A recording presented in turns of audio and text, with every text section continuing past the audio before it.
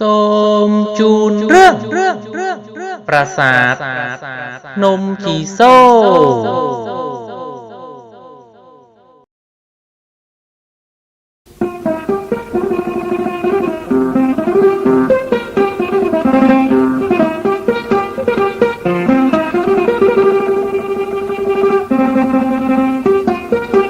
ភ្នំជីសូរជាឈ្មោះទីកន្លែងមួយដែលគេស្គាល់ច្រើនក្នុងមជ្ឈដ្ឋានអ្នកចូលចិត្តធ្វើដំណើរកម្សាន្តតាមទីជិតឆ្ងាយព្រោះជាទីដំណើរបុរាណហើយជាទីរមណីយដ្ឋានដែលទើបនឹងរៀបចំថ្មីៗក្នុងប្រទេសកម្ពុជាយើងភ្នំជីសូរស្ថិតនៅក្នុងឃុំរវៀងស្រុកសំរោងខេត្តតាកែវគឺនៅជាប់នឹងផ្លូវជាតិដែលបែកចេញពីផ្លូវជាតិលេខ2ភ្នំពេញតាកែវកាត់តម្រង់ទៅផ្សារព្រៃលវាស្រុកព្រៃក្របាស់រឿងព្រេងដំណាលពីភ្នំជីសូរនេះមានដំណាលដូចតទៅកាលនោះមានមហាក្សត្រមួយអង្គព្រះនាមសុរិយាទេវេសសោយរាជ្យជាអង្វែងមកហើយបានកសាងព្រះរាជនិវេសនៅក្បែរជើងភ្នំមួយគឺភ្នំជីសូរសព្វថ្ងៃដែលមានបឹងធំមួយទៀតហៅទន្លេអោមនៅជាប់ពីខាងកើត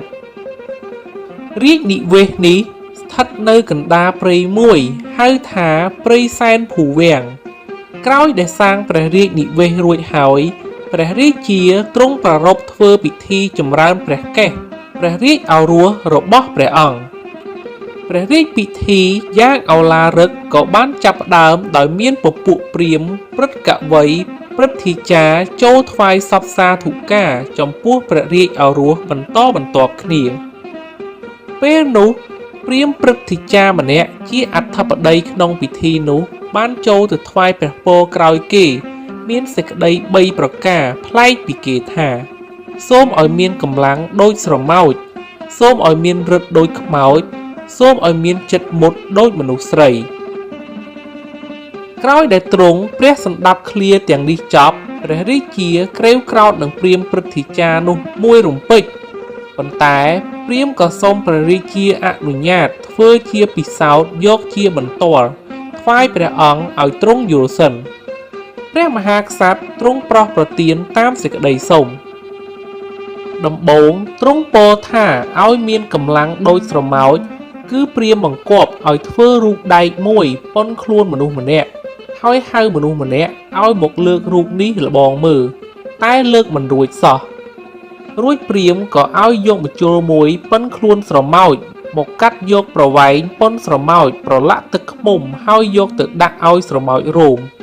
ពេលនោះស្រមោចមួយក៏ពាំកំណាត់ម្ជុលនោះទៅបាត់ទៅព្រាហ្មណ៍ក្រាបបង្គំទូលព្រះមហាក្សត្រថាក្រាបទូលនេះហើយដែលថាកម្លាំងដូចស្រមោចពរទី2ដែលមានមហិទ្ធិឫទ្ធិដូចខ្មោចព្រាហ្មណ៍ឲ្យគេយកខ្មោចស្លាប់តៃហោង7យ៉ាងគឺស្លាប់ដោយសម្រាលកូនមួយដោយពស់ចឹកមួយដោយក្របីវត្តមួយដោយរន្ទះបាញ់មួយដោយគេលបកាប់មួយដោយលង់ទឹកមួយដោយចងកមួយហើយឲ្យយកខ្មោចទាំង7នេះទៅកប់នៅឆ្ងាយពីភូមិអ្នកស្រុករួចហើយឲ្យយកផ្តិលប្រាក់ល្អទៅកប់នៅចំកណ្ដាលក្បាលខ្មោចនេះមិនតែប៉ុណ្ណោះឲ្យយកពែរួតពែហុំពែជើងត្រុំពែច្រមុះជ្រូកជាដើមទៅតម្រៀបនៅលើកំណប់ក្បាលខ្មោចនេះដោយមានដាក់បាយសបាយក្រហមក្បាលជ្រូកមានឆ្កាងនៅត្រង់នោះផងលុះដល់ពេលយប់ស្ងាត់ព្រាហ្មណ៍ក៏ប្រើពួកអាមាត្យណាម្នាក់ដែលចង់បានផ្តិលប្រាក់ដែលកប់នោះឲ្យទៅជីកយកចុះពេលនោះគ្មានអ្នកណាម្នាក់ហ៊ានទៅយកផ្តិលប្រាក់នោះសោះត្រង់នេះព្រាហ្មណ៍ក្រាបទូលព្រះរាជាថានេះហើយដែលហៅថាមានឫទ្ធិដូចខ្មោចចំណែកពរទី3ដែលមានចិត្តមុតដូចមនុស្សស្រីនោះព្រឹទ្ធាចារ្យបានធ្វើការពិសោធន៍វែងឆ្ងាយដូចតទៅនេះដំបូងបានហៅបុរសកំសត់ម្នាក់មកនិយាយថាមើលសប្តាហ៍ថ្ងៃនេះអ្នកឯងកំសត់តោកយ៉ាបើខ្ញុំបង្គាប់ឲ្យអ្នកសម្លាប់ប្រពន្ធអ្នកឯងចោលក្នុងរយៈពេល3ថ្ងៃទៀតខ្ញុំនឹងតាំងឲ្យអ្នកធ្វើជាមន្ត្រីធំតើអ្នកសុខចិត្តទេបុរសសិញ្ជឹងគិតមួយសន្ទុះក៏ងើបឡើងហើយឆ្លើយថាខ្ញុំមិនអាចធ្វើបានទេលោក ព្រោះភរិយាខ្ញុំនេះបានរួមសុខទុក្ខកំសត់កំរនឹងគ្នាយូរមកហើយខ្ញុំមិនងាយបំភ្លេចសេចក្តីកំសត់នេះបានទេហើយមួយទៀតភរិយាខ្ញុំជាមនុស្សស្រីទន់ភ្លន់គ្នាតែងតែទន់ភ្លន់ជានិច្ចដូច្នោះហើយបានជាខ្ញុំរកដាច់ចិត្តសម្លាប់មិនកើតឮសូរដូច្នោះហើយព្រាហ្មណ៍ក៏ប្រើឲ្យបុរសនោះត្រឡប់ទៅផ្ទះវិញថ្ងៃបន្ទាប់មកព្រាហ្មណ៍បានឲ្យអាមាត្យទៅលបហៅនាងជាភរិយាមកសួរម្ដងនាងនោះមកដល់ភ្លាមព្រាហ្មណ៍ក៏ចាប់សួរថាណែនាងប្តីនាងជាមនុស្សក្រណាស់អនាគតនាងក៏ពុំមានសង្ឃឹមអ្វីដែរដូច្នោះខ្ញុំស្នើស្ងាត់ជាមួយនាងថាបើនាងហ៊ានសម្លាប់ប្តីនាងក្នុងរយៈពេល3ថ្ងៃទៀតខ្ញុំនឹងលើកនាងជាប្រពន្ធពេញយោះហើយខ្ញុំប្រគល់ដាក់ដៃនាងនៅទ្រព្យសម្បត្តិមានតម្លៃទាំងអស់នាងស្រីនោះនៅស្ងៀមមួយសន្ទុះពុំចេញស្ដីសោះព្រាហ្មណ៍ព្រឹទ្ធាចារ្យក៏អនុញ្ញាតឲ្យនាងយកទៅរេគិតមួយថ្ងៃសិនចុះចាំដល់ថ្ងៃស្អែកសឹមមកប្រាប់វិញ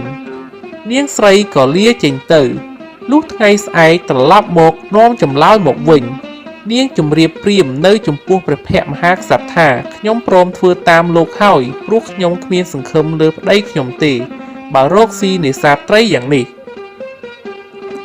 គ្រាន់តែនាងឆ្លើយចប់ព្រាហ្មណ៍ព្រឹទ្ធាចារ្យក៏ងាកបែរយ៉ាងប្រញាប់ទៅក្រាបទូលព្រះរាជាមួយរំពេចថាក្រាបទូលនេះហើយជាបន្ទាល់ដែលទូលព្រះបង្គំក្រាបថាមានចិត្តមុតដូចមនុស្សស្រីព្រះមហាក្សត្រកាលបើព្រះអង្គបានយល់សពគ្រប់បន្ទាល់តាមពាក្យព្រាហ្មណ៍ព្រឹទ្ធាចារ្យរួចហើយព្រះអង្គក៏តម្កល់ព្រាហ្មណ៍នេះជាអ្នកប្រាជ្ញធំហើយប្រទានពរតាមសេចក្តីប្រាថ្នាពេលនេះព្រាហ្មណ៍ក៏សូមព្រះអង្គអនុញ្ញាតសាងអាស្រមបទសម្រាប់ពួកព្រាហ្មណ៍ឲ្យបានស្ដុកស្ដំនៅលើកំពូលភ្នំដែលជាប់នឹងព្រះរាជនិវេសស្ថាននេះដោយចង់តបស្នងសងគុណព្រាហ្មណ៍នេះផងព្រះអង្គក៏ទ្រង់ប្រោសព្រះរាជាអនុញ្ញាតតាមបំណងព្រាហ្មណ៍ហើយក៏តាំងជាព្រះគ្រូនៃព្រះរាជបុត្រាតរៀងទៅសេចក្តីអធិប្បាយហូរហែមកនេះសម្រាប់បញ្ជាក់ឲ្យឃើញនៅប្រវត្តិដើមនៃប្រាសាទបុរាណនៅលើភ្នំជីសូរគឺមានទាំងបែបប្រវត្តិការផងទាំងបែបរឿងព្រេងផងប៉ុន្តែបើយើងផ្ទុះផ្ទឹមតាមបែបស្រាវជ្រាវប្រវត្តិសាស្ត្រវិញយើងនិយមយកសិលាចារឹកធ្វើជាមូលដ្ឋានសំខាន់ជាងត្បិតសិលាចារឹកពុំមានអ្នកណាកែប្រែបានសូម្បីតែបន្តិចបន្តួចឡើយរីឯរឿងព្រេងវិញរមានវិបត្តិឃ្លៀងឃ្លាតជាធម្មតាព្រោះអ្នកចាំនាំគ្នានិយាយតគ្នា